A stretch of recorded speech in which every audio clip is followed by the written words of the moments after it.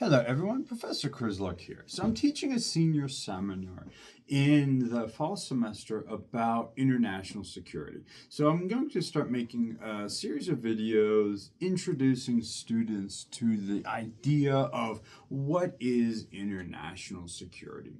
So oftentimes when students think about not international security or national security, maybe they hear the phrase international security, they might just think of war, of armed conflict. They might envision like soldiers, tanks, missiles, nuclear weapons, things that maybe they've seen in movies, action films. And while those images are certainly part of the story, the academic study of international security is about something broader and a bit more fundamental than just armed conflict. At its core, international security asks a rather simple but complicated and profound question of how do states survive in a dangerous world? So unlike domestic politics, where governments operate within legal systems, where courts exist, the international system has no central authority. Sorry about that. There is no global government. There's no global policeman that you can call if you run into problems. So there is no world police force that guarantees protection, or states can call if they are concerned. Political scientists describe this as an anarchic system. It doesn't necessarily mean chaos, but instead a system without a higher government power above the states. Because of that international structure, every state ultimately has the responsibility for its own security.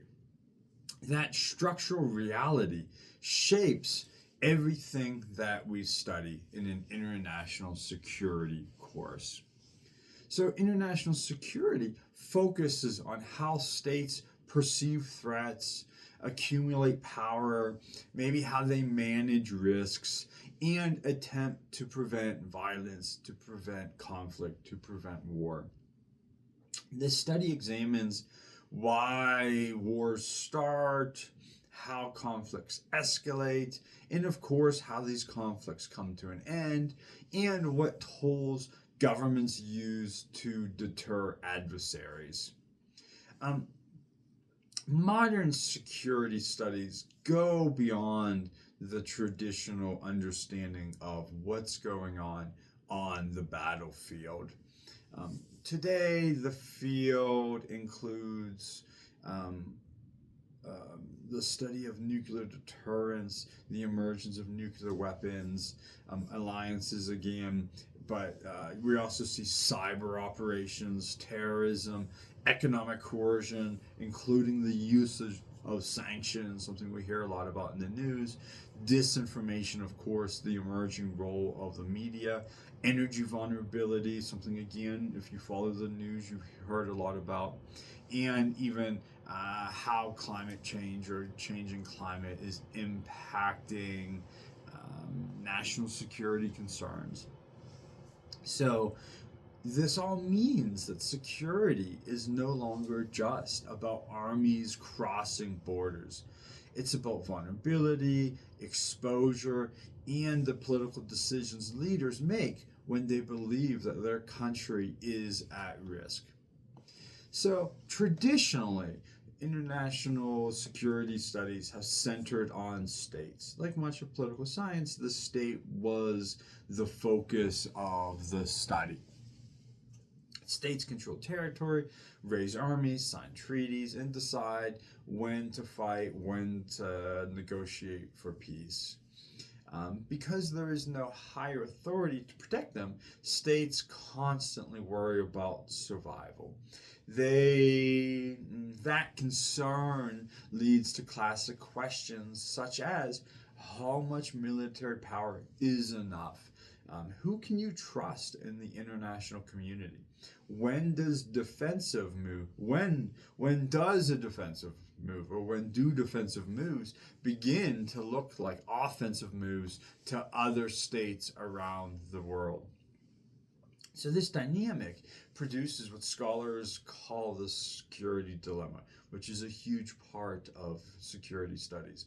When one country increases its military strength to feel safer, other countries may interpret that move as threatening. What appears defensive from one perspective may look aggressive to another. Even without hostile intent, fear and uncertainty can drive armies can drive countries to engage in arms races or even engage in military escalation. So over time, though, the field has expanded.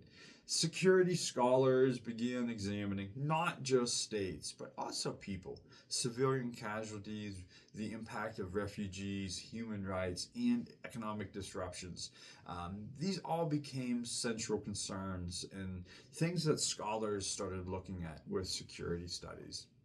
This shift is sometimes housed under the umbrella of human security, which emphasizes protecting individuals, not just borders, or at least understanding how conflict impacts on individuals within the state.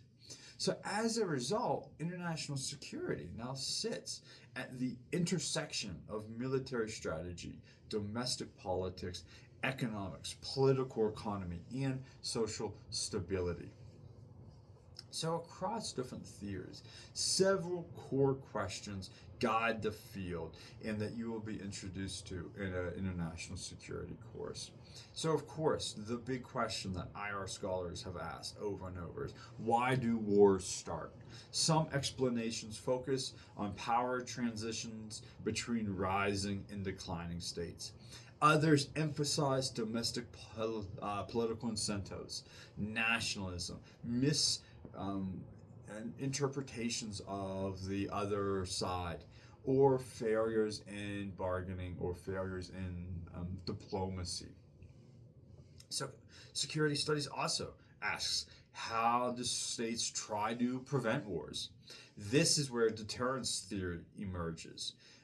Alliance politics and arms control all come into play.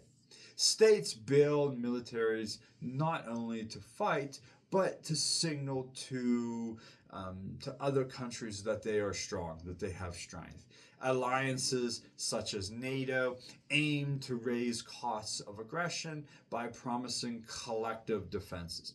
So in international security course, we think about alliances, we think about deterrence theory, we think about how countries send messages to others that there will be a cost if military conflict emerges.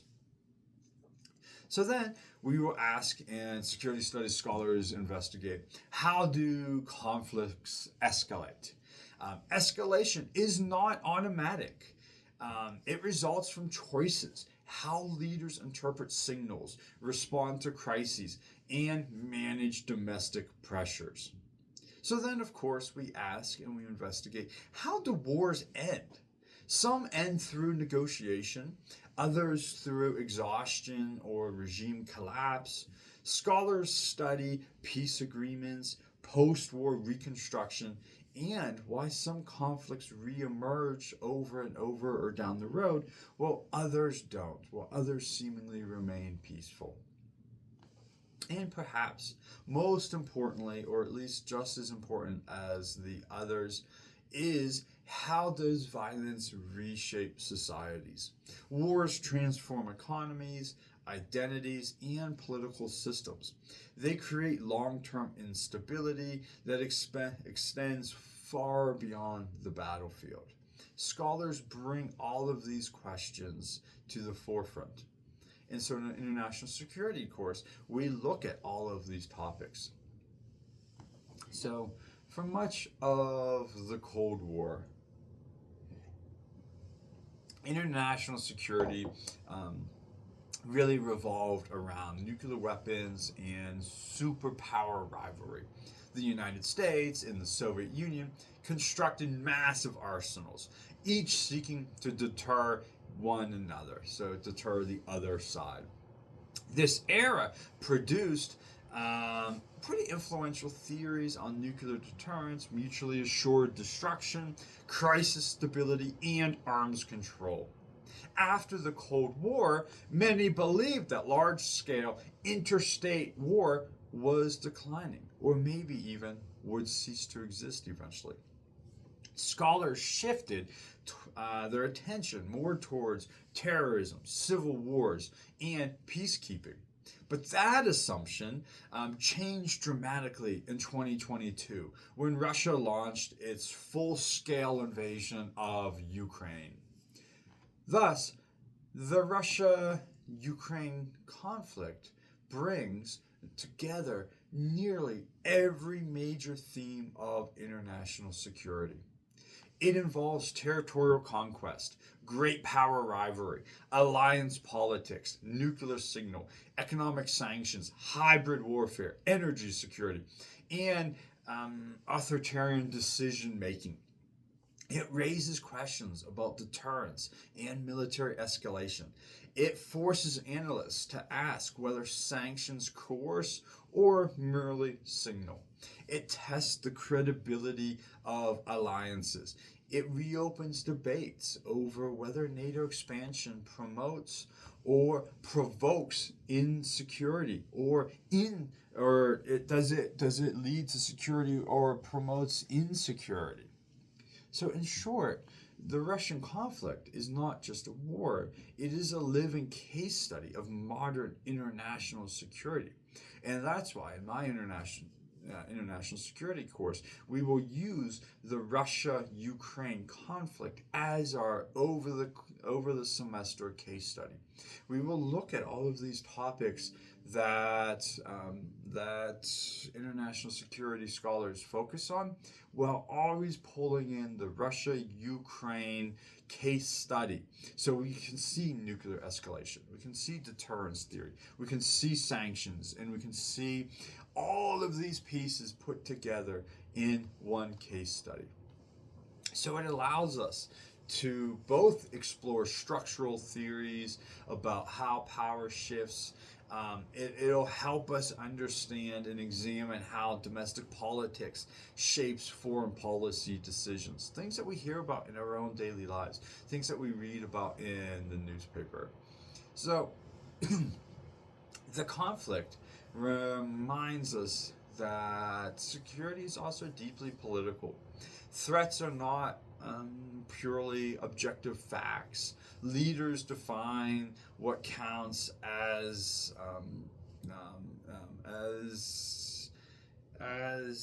what leaders define as what's important.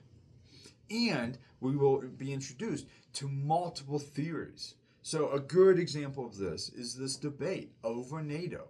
Was NATO expansion just part of sovereign states joining together to have a security agreement?